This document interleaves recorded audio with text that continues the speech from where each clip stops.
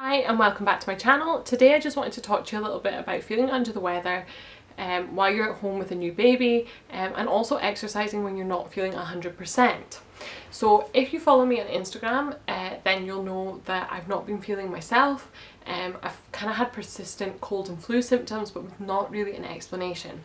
I've been to the doctor and they've done a few blood tests and there's nothing sinister underlying there. It's just that they can't work out what it is that I'm unwell with. So hopefully my symptoms will improve or we'll find a solution. But in the meantime, I'm on maternity leave and I'm at home with a 5-month-old baby who is absolutely bursting with energy. She's full of beans, she's teething, and she requires a huge amount of attention just now. She's just started rolling over and she's sitting up and she's playing and she wants to be around people all the time. So obviously it's kind of all consuming. In the past, if I was feeling unwell, I would have taken a couple of days off work and I would have sat in bed with Netflix and lots of orange juice and felt sorry for myself. But eventually kind of rejuvenated and recovered and gone back to work. As a new mum, you don't have that luxury, you can't have time off from being a mum, Andrew's still at work, and you kind of just have to deal with it and get on. So it's been really important to me to make sure that I'm keeping myself healthy.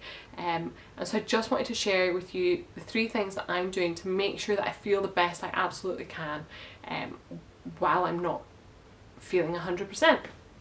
So my first thing, which is what every doctor will tell you, it seems, regardless of what you go in to see them about, is to keep drinking plenty of water. Loads and loads of fluids. Obviously you can have your teas and coffees and things like that and that all counts towards it, but just making sure that you're putting enough water into your body. I try and drink about 2.5 to 3 litres of water a day. Usually about 2 litres of that is just drinking water, and then the rest of it I'm making up if I have a tea or the fluid in my smoothies or something like that. So my top tip is to make sure you're carrying a bottle around with you, and make sure it's a bottle that you like. I really like this bottle. It's a Fabletics bottle. It's got a little straw, like integral straw, so it's really easy to use. Nothing leaks out of it when it's in my bag or in the pram. You just fold the straw away. I got it as a birthday gift from my mother-in-law. And I take it everywhere with me, around the house or out with the pram when I'm walking. I'll even sometimes occasionally take it out for a run, but I always carry a bottle of water around, and I think that's really important. If I don't carry one, I don't tend to go into a shop and buy a plastic bottle. So often I'll come home and I'm feeling extremely dehydrated, and that's just not going to aid your recovery if you're already feeling unwell. So make sure you get enough fluid. I'll link this bottle down below if I can find it, but it's just a Fabletics one. It came in a gift set, but it looks cool and it does the job. It's also BPA free. I also keep a large 1 litre glass bottle in the fridge, which I often fill this one up from. I'll also leave the link for that one down below. It's just from Amazon and it wasn't expensive, but it just keeps my water nice and cool and fresh. My second tip is to make sure that you're keeping up with your nutrition.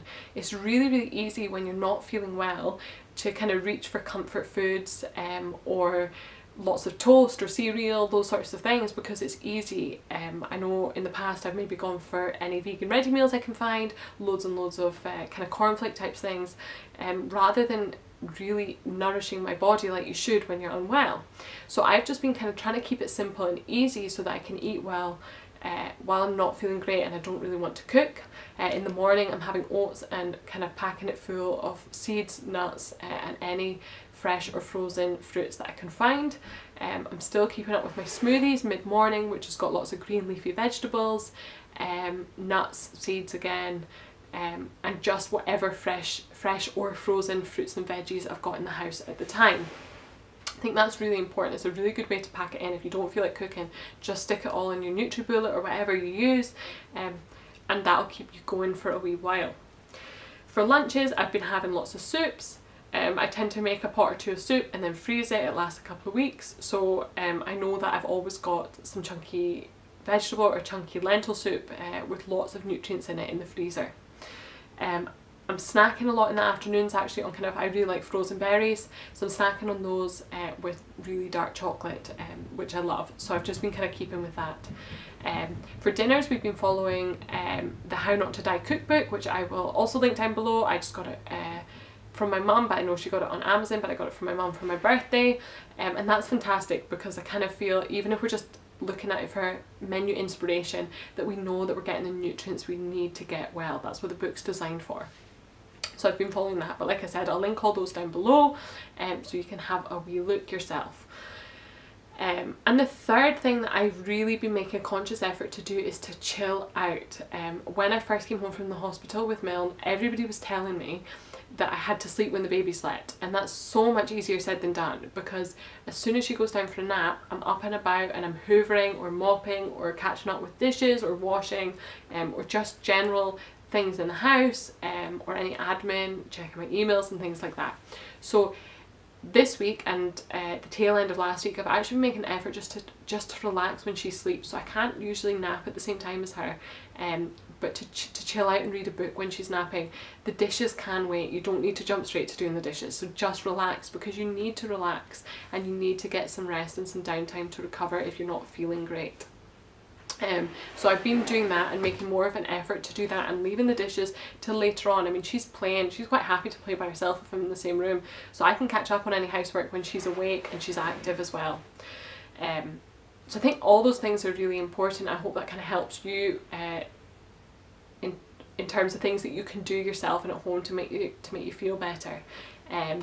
I'm going to talk a little bit about exercise when you're not feeling well, because obviously if you follow me on Instagram, you know that I really love my running and I really love to work out, and I really love to be out in the fresh air. In the past, if I wasn't feeling well, I would have persevered with my training plan and continued to run, and if I had any big races coming up, I would have continued to run, and if I'd made commitments with partners, for running partners, I would have continued to run. But this time I've actually just stopped running for almost 2 weeks, because my body just doesn't feel up to it, and I have to listen to my body, because it's not going to make me feel any better to push my body in a way that it doesn't want to. So I'm just letting it recover, and when I feel ready to go for a run, that's what I'm going to do. And that's my advice to you, is to listen to what your body's telling you, and if it's telling you to go out and push, then that's what it's saying. But for me, I need time to rest and recover, and I think that's really important when you're not feeling well. The same with working out. I've not worked out for about 9 days, and I'm just taking it dead easy, and I can ease back into exercise when I'm feeling better. I am still keeping up with doing walking, and I think it's really important to get out in the fresh air, so I've been doing a lot of walking in the mornings and the afternoons with the pram, which is lovely because it really sets you up for the day. You get out, you're getting those endorphins and you're getting some fresh air without really pushing your body to the extremes. So I'd say lay off hard exercise, do gentle exercise and get outside, but really don't push your body if you don't have to when you're not feeling well. Let it recover, because 9 times out of 10 when you go back to your training plan or whatever workouts that you're doing before you got unwell, it'll be so much better because you've had a chance to recover and rejuvenate, and I always come back stronger and ready to go again. So it just gives you a chance to to relax, just relax and let your body do its thing. And they're just my top tips for feeling a little bit better in terms of exercise and when you're at home with kids. Obviously it's different for everybody, and I've only got 1 baby. Some people at home with 3 kids, and it's a lot more difficult and time consuming looking after 3 kids than 1 5-month-old. So obviously it's different for everybody, but I think really putting your health as a priority, because you need to be healthy to look after your little ones, and you need to be healthy to get back to exercise. So let your body do its thing, let your body recover, and that would be my advice. I'll link everything that I've talked about down below. If you like this video, then you can give it a thumbs up, and if you would like to see more like this, then you can subscribe to my channel, and you can always follow me over on Instagram.